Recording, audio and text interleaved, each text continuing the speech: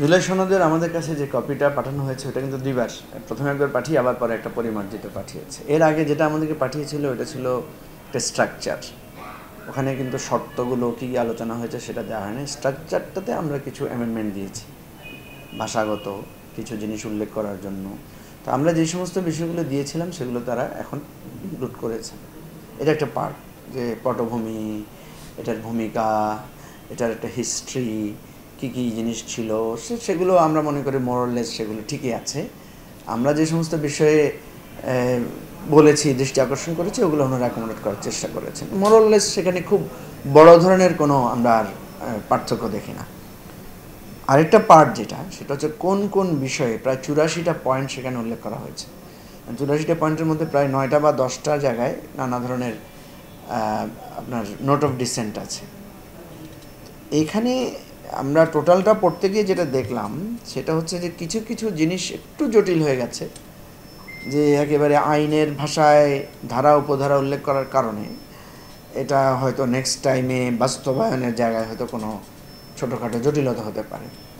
Bundle থাকলে প্রতি সেনমানিতে টাকা বাঁচবে। বিকাশ সেনমানি বান্ডেল কিনে জিতুন প্রতি লেনদেনে।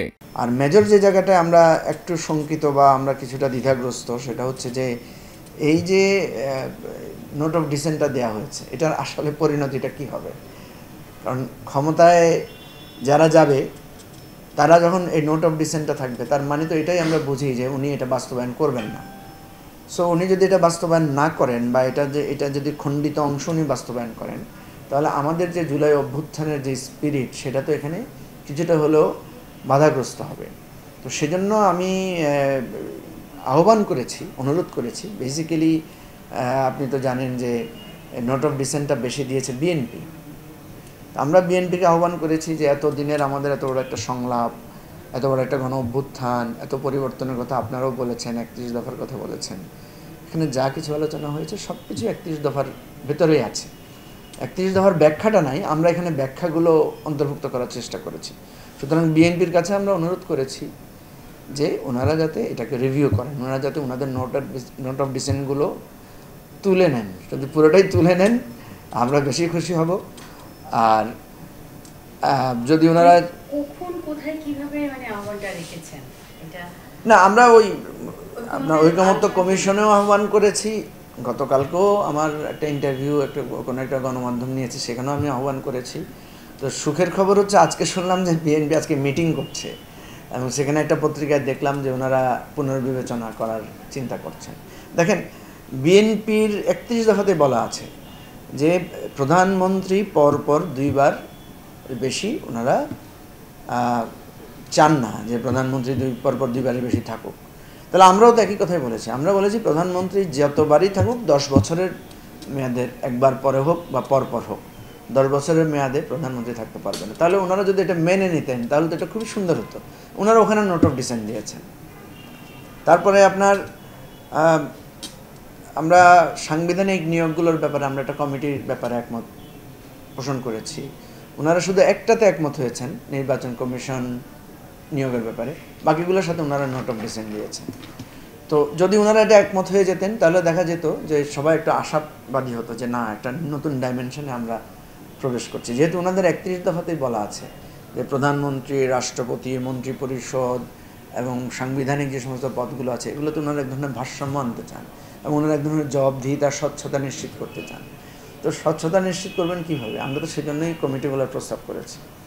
ওনারা যদি এটা মেনে নেন, কারণ আমার কাছে মনে হয়েছে বিএনপি প্রচ্ছন্নভাবে নিজেকে সরকারি দল ভাবছে। তা না হইলে ওনারা কেন এখানে করছেন? এখানে তো যেই ক্ষমতায় আসুক আমরা তো চাচ্ছি তাকেই একটু স্বচ্ছতা এবং জবাবদিহিতার মধ্যে আনার জন্য। তো এটাই যদি বিএনপি একটু উদারতার পরিচয় দেয়, একটু স্যাক্রিফাইস করে, তাহলে আমাদের জুলাই সনদটা খুবই পরিচ্ছন্ন হবে। এটা আমাদের একটা মেজর কনসার্ন। এবং লাস্ট অফ অল আমাদের কনসার্ন যেটা, যে এই জুলাই সনদটাকে সংবিধানের অন্তর্ভুক্ত করে এখনই কিভাবে করা যায়। বিএনপির পজিশন হচ্ছে যে এটা ওনারা পার্লামেন্টে যাওয়ার পরে ওনারা করবেন। আমরা যেটা শঙ্কাবোধ করছি যে পার্লামেন্টে কে যাবে না যাবে এটা তো আমরা জানি না, কে সংখ্যাগরিষ্ঠতা পাবে কে পাবে না এটা তো এখনও শিওর না। সো আমরা যেটা মনে করছি যেটা এখনই আমরা কিভাবে এনশিওর করতে পারি। তো এনশিওর করার জন্য কমিশন আমাদের কাছে পরামর্শ চেয়েছে। আমরা দুটো পথ সাজেস্ট করেছি।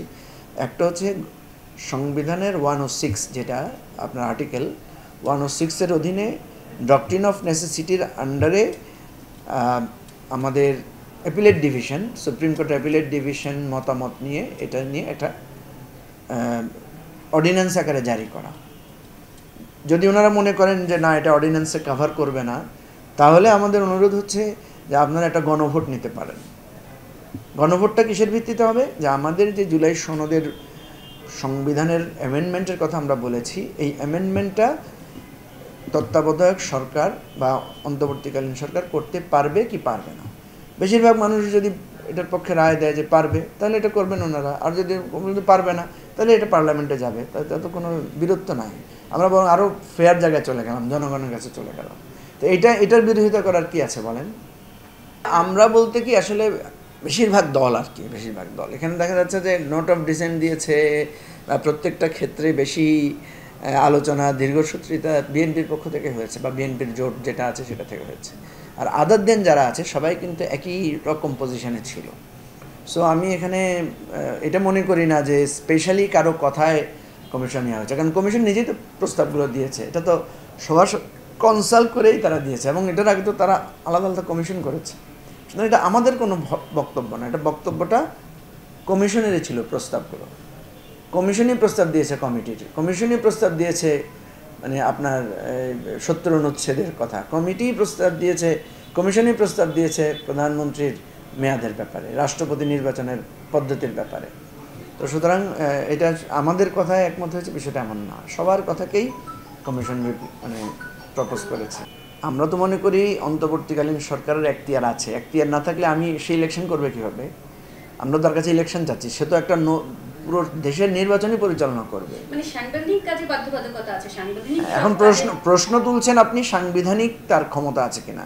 দেখেন, সাংবিধানিক ক্ষমতার প্রশ্নটা তো এখানে কার্যকর না, কারণ আমরা তো সাংবিধানিক পন্থা সরকারকে হটাই নাই। আমরা গণ অভ্যুত্থান কি সংবিধানে আছে?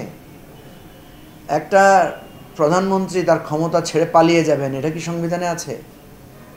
সেটা তো নাই। একজন অনির্বাচিত লোক আমাদের সবার মতামত নিয়ে এসে অন্তর্বর্তীকালীন সরকারের প্রধান উপদেষ্টা হবে, এটা কি সংবিধানে আছে? নাই তো।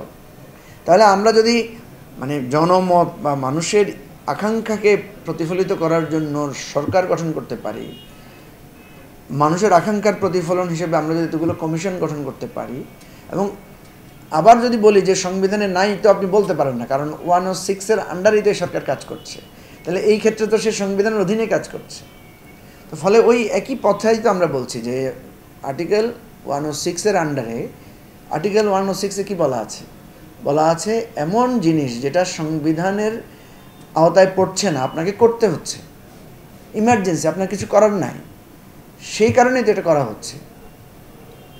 ধরেন আপনি ট্রেনে করে বাড়ি যাবেন, এটাই নিয়ম, কিন্তু ট্রেন বন্ধ, ট্রেন চলছে না, আপনি তখন কি করবেন? আপনি বসে থাকবেন? বসে তো থাকবেন, আপনাকে না একটা ইমার্জেন্সি পথ।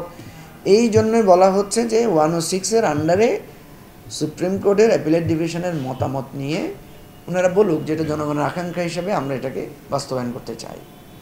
যদি সেটাকে ওনারা মনে করেন করা সম্ভব না, তাহলে গণভোট দিয়ে দেয়। গণভোট দিলে তো আর কোনো প্রশ্নই থাকছে না। জনগণের আকাঙ্ক্ষা তো সংবিধানের ঊর্ধ্বের বিষয়, তাই না?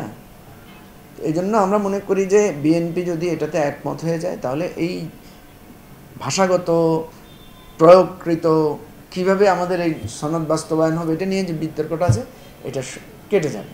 হ্যাঁ, আমাদেরকে 20 তারিখের মধ্যে মতামত জানাতে বলা হয়েছে, আমরা 20 তারিখের মধ্যে মতামত জানাবো। আর মুক্তিযুদ্ধ, আমাদের সংগ্রামের নানা ইতিহাস, এগুলোকে আমরা কিন্তু লিখে দিয়েছি, এগুলোকে অ্যাকোমোডেট করতে হবে, কোনোটাকেই ছোট করা যাবে না। আমাদের যদি আপনি এই 54 বছরের ইতিহাস ধরেন বা বিগত 100 বছরের ইতিহাসও ধরেন, এই 100 বছরের ইতিহাসে মুক্তিযুদ্ধ সবচেয়ে গৌরবোজ্জ্বল জায়গায় আছে, এবং 24 কিন্তু মুক্তিযুদ্ধকেই রেফার করেছে। আপনি দেখেন, বলেছে লাখো শহীদের রক্তে কেনা দেশটা কারো বাপের না, তাহলে এখানে কাকে রেফার করে কথাটা বলা হয়েছে? লাখো শহীদের কথা কোথায় আছে? মুক্তিযুদ্ধের কথাই বলা আছে। আমরা ভাষাগত জায়গায় বলেছি প্রত্যেকটা আমাদের সংগ্রামের ইতিহাসটাকে প্রপারলি এখানে ইনক্লুড করতে হবে, এবং ওনারা করেছেন। কথা হচ্ছে মানে এখন আমার করা একরকম হতে পারে, আপনার করা আরেক রকম হতে পারে। আপনি হয়তো চান 4 লাইন লিখতে, ওনারা হয়তো বলেছেন আমরা তো 2 লাইন লিখেছি। এখন এটা নিয়ে তো খুব বিতর্ক করার বিষয় নাই। আমরা মানে আমাদের হৃদয়ের অন্তঃস্থল দিয়ে আমরা মনে করি আমাদের বাংলাদেশের জন্ম হয়েছে মুক্তিযুদ্ধের মধ্য দিয়ে, এটা সবার উপরে। এবং মুক্তিযুদ্ধের অঙ্গীকার বাস্তবায়নের জন্যই 90 হয়েছে, মুক্তিযুদ্ধের অঙ্গীকার বাস্তবায়নের জন্যই 24 হয়েছে। কারণ অঙ্গীকার বাস্তবায়িত হয় নাই বলে, রাষ্ট্রটা পাই নাই বলে, আমাদের যে যাত্রাপথ সেটা বিঘ্নিত করেছে বলেছে আমরা হাসিনার বিরুদ্ধে দাঁড়িয়েছি। না, এটাই নিয়ম।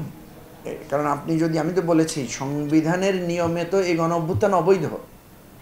আমাদের যে সংবিধান বলা আছে সেই সংবিধানের ভাষাগত জায়গায় যদি আপনি দেখেন, এখানে তো সরকার পরিবর্তনের নিয়ম হিসাবে বলা হয়েছে ইলেকশন। শেখ হাসিনাকে তো আমরা ইলেকশন দিয়ে হারাতে পারি নাই বলতে সে তো ইলেকশন আমাদের বন্ধ করে দিয়েছে। সুতরাং আমাদেরকে তো গণ অভ্যুত্থান করতে হয়েছে, আমাদেরকে তো সব কিছু উল্টে দিতে হয়েছে। আপনি ভাষা আন্দোলন কিভাবে হয়েছে? 144 ধারা ভঙ্গ করিতে হয়েছে। মুক্তিযুদ্ধ কিভাবে হয়েছে? বিদ্রোহ করিতে হয়েছে। বিদ্রোহ 144 ধারা ভঙ্গ করা। আমরা তো এবারে 2024-এ কারফিউ ভঙ্গ করেছি। কারফিউ ভঙ্গ করা মানে তো রাষ্ট্রের আইন অমান্য করা, সংবিধান অমান্য করা।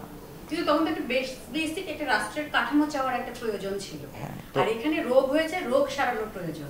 একই কথা। আপনি রাষ্ট্র কাঠামো পরিবর্তন প্রয়োজন হয়েছে কেন? যখন আমার নিয়ম আপনি করতে দেন নাই কেন?